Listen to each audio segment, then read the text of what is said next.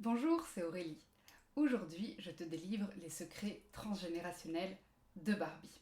Si vous cherchez à découvrir qui vous êtes et à vous libérer de vos schémas répétitifs qui vous empêchent d'être pleinement épanoui, bienvenue sur cette chaîne. On s'y retrouve tous les dimanches pour de nouvelles vidéos.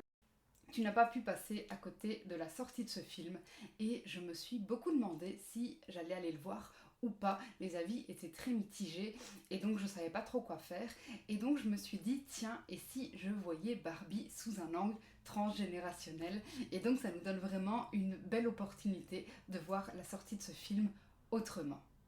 Je vous propose donc de découvrir aujourd'hui 3 secrets transgénérationnels sur Barbie. Son prénom, sa place et au niveau de son couple. Alors déjà, si on part du départ, Barbie s'appelle en fait Barbara Millicent Roberts. Elle a des parents, alors on ne les voit pas souvent, mais effectivement, elle a des parents. Et donc, son papa s'appelle George et sa maman Margaret. Elle est également l'aînée d'une fratrie de 4 filles, Skipper, Stacy et Chelsea. Alors, au niveau de son prénom, Barbie, ça vient donc de Barbara, et Barbara, étymologiquement, ça veut dire celle qui est exclue du clan. Et donc, effectivement, on ne voit jamais Barbie avec ses parents et sa fratrie.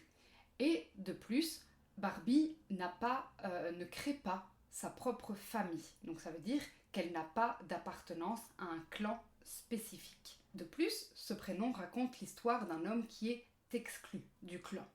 Et donc Barbie fait effectivement partie d'une société matriarcale où les hommes n'ont pas une place centrale ou en tout cas n'ont pas une place supérieure. C'est vraiment les femmes qui ont une place supérieure avec le matriarcat. Et donc on voit à nouveau bien l'exclusion du clan par rapport aux hommes. On verra ensuite ce que ça nous dit par rapport au couple. Et donc vous voyez déjà que rien qu'avec le prénom de Barbie, donc de Barbara, on peut déjà décoder certaines choses qui sont intéressantes. Alors maintenant au niveau de la place, donc on part toujours de la place dans la fratrie pour expliquer les places en psychogénéalogie. Et donc Barbie est l'aînée, elle a donc la place de première. Une place de première, c'est une place de leader, c'est une place de chef de famille, c'est celle qui a le lead. Et donc on voit bien que dans le monde de Barbie, c'est Barbie qui a le lead. Et donc elle a effectivement bien cette place de première. Alors je vous expliquerai les places dans une prochaine vidéo, mais vous voyez déjà, mais tiens voilà, la place de numéro 1, c'est la place de lead, et Barbie nous le montre très très bien. Alors, au niveau du couple, eh bien, il y a Ken. Ken et Barbie, tout le monde les connaît, et à la fois, Ken, c'est le seul homme que Barbie ait connu, mais elle n'est pas non plus vraiment en couple avec lui. Donc ça nous montre bien la dualité homme-femme qu'il peut y exister dans les couples. Et donc effectivement, dans les couples, il y a toujours cette complexité avec les polarités masculines et féminines. Et donc ce couple nous montre exactement cela. Alors comme je vous le disais déjà, j'ai écrit pas mal d'articles sur le sujet du couple, donc je vous renvoie à ces articles, je vous mets le lien en description, mais c'était déjà intéressant de voir comment Barbie et Ken nous montrent cela. Et donc, on en vient au point central, après les quelques secrets que j'ai pu vous dévoiler sur Barbie, c'est la question de qui est vraiment Barbie finalement. Eh bien, Barbie, c'est celle que vous voulez qu'elle soit. Ça veut dire que Barbie s'adapte à la société, s'adapte au monde contemporain. Elle a vraiment évolué avec le temps. La Barbie des années 60 n'est absolument plus la Barbie actuelle. Et donc, Barbie, c'est vraiment un reflet de la société, c'est vraiment un reflet de qui on veut qu'elle soit.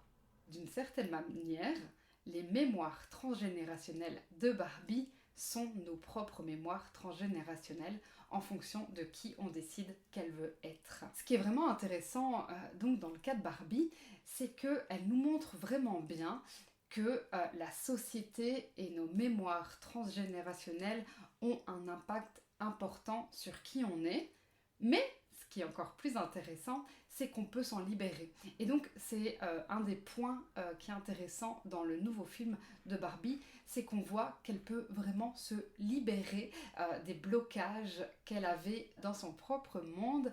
Barbie joue le rôle de Barbie. Elle joue le rôle de celle qu'on lui a attribués. Et puis, quand Barbie décide d'aller dans notre monde, eh bien, elle peut vraiment se libérer de ça. Et c'est vraiment ça, la psychogénéalogie, c'est que vous pouvez rester dans le rôle qu'on vous a attribué, dans le rôle que vos ancêtres voudraient que vous jouiez. C'est ok, mais vous pouvez aussi décider de vous en libérer.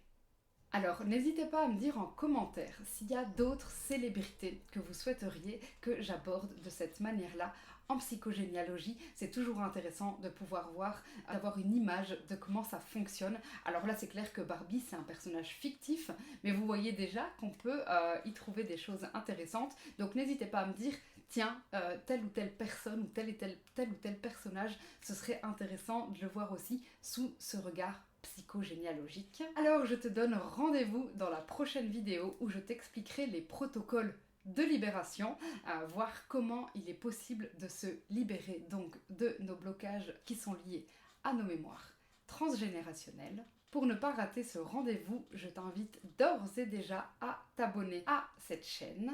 Je te souhaite de vivre pleinement ta vie et je te dis à très vite pour une prochaine vidéo.